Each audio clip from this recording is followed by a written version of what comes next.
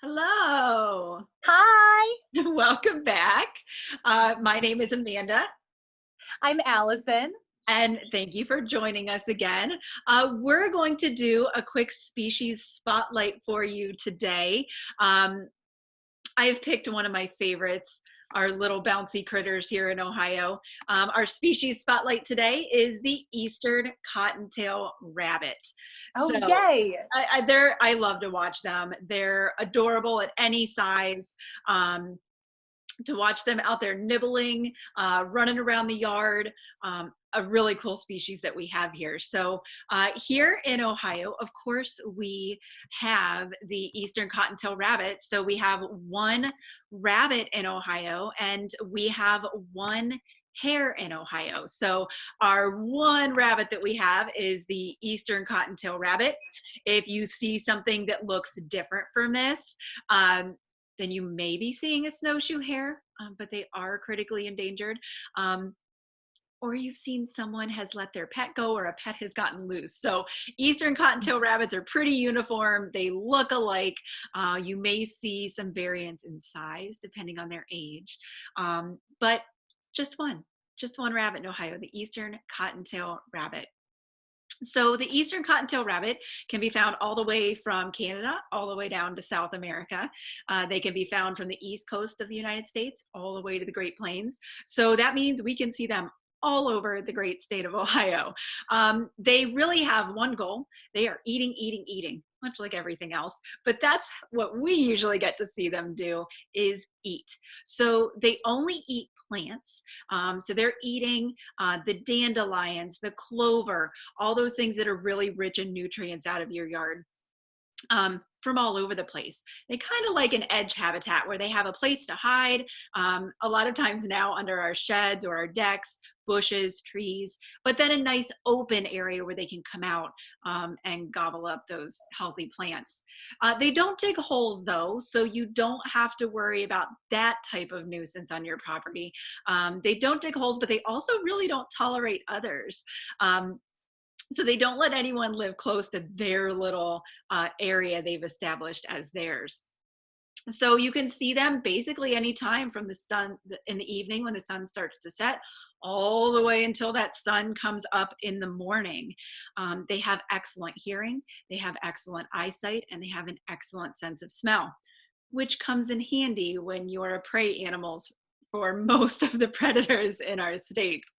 So, of course, this time of the year, most of our conversations around rabbits are around babies and finding babies in nests in places we don't necessarily expect them or want them to be.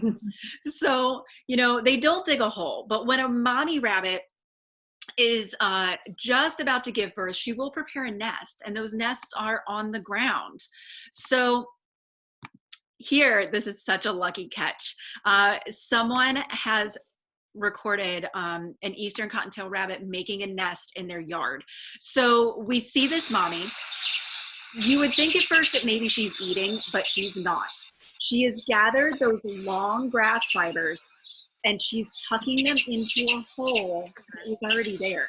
So just that bowl-shaped hole that you would typically trip in and maybe twist your ankle or break your ankle or hurt yourself in because you don't see it. That's kind of the magic behind what they're doing. We didn't notice that hole there until she stuck her head down in there. So she's gathering soft plant materials to line that nest with. She will also pull some of her own fur out to line that bed with as well.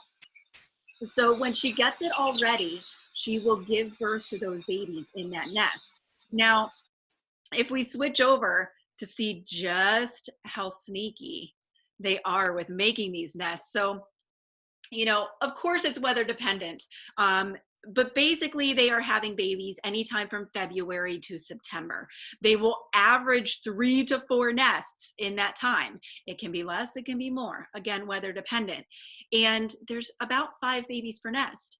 So if you're a predator, where they make those nests should be pretty simple to find and eat. But there is a rabbit's nest in front of us, and there has been for this whole video.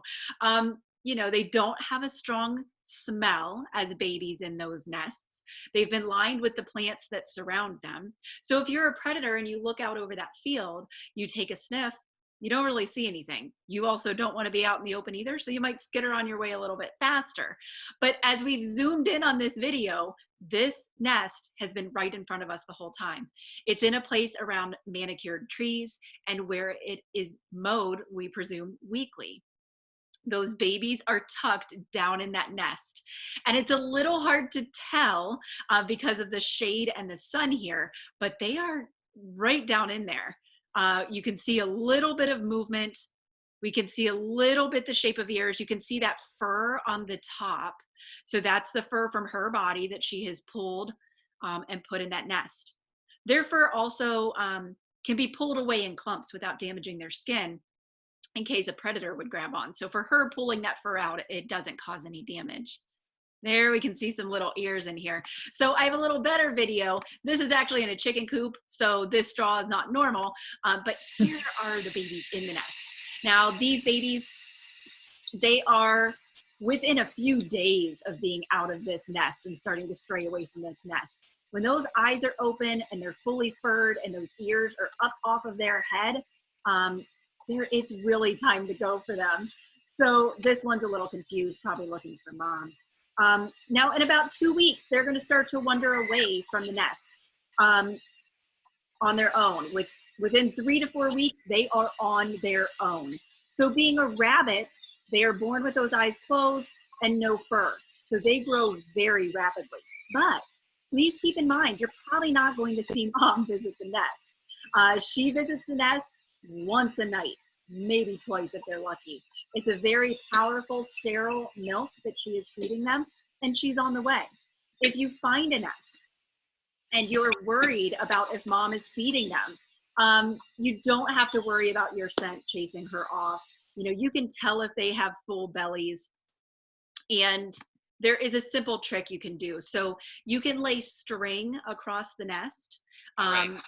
So I called Joyce out here because I think we have some baby animals in our backyard. Oh, sorry. And you're going to witness. There we go. Sorry, technical glitch there. So you can lay string across that nest. Check it the next morning. Leave it there for a full 24 hours. You are going to find that that string was disturbed. So leaving it in an X or a cross or like a hashtag, then you will know for sure that mom has been at the nest and those babies are receiving the care that they need. I have had nests in my yard as being someone who was a dog owner, beagles, and they loved to find those rabbits. I wanted to keep them away from that nest. I didn't want them to hurt the bunnies or scare them out of that nest too early. So I used the clothes basket technique. When the sun was coming up in the morning, I would take a clothes basket out, put it upside down over the nest, and put a heavy brick on top. That would mean I wouldn't have to worry about it. The dogs weren't getting in there. No neighborhood cats were getting in there or anything else. And then as the sun started to sink in the evening, I'd go out and take that off, leaving it open for mom to get in there. One night, I was like 5 minutes late getting out there to take the basket off, and she had chewed through. Gotten in anyway. So I had to switch up a clothes basket. But that works. It keeps mowers, dogs, cats, kids away from those nests while they're there.